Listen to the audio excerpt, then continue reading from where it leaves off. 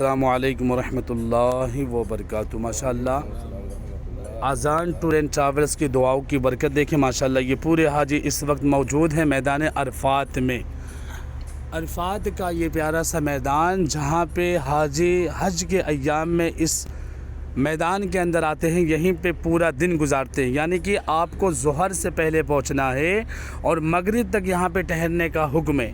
آج اللہ کا فضل و کرم ہوا، یہ پورے اذان ٹور کے حاجی جو ہے مکہ المکرمہ سے چل کے میدان عرفات میں موجود ہے، اور یہ وادی آپ دیکھیں گے جہاں پہ اللہ کے پیارے نبی کریم صلی اللہ تعالی علیہ وسلم نے اسی میدان کے وادیوں میں آپ نے بھی قیام فرمایا۔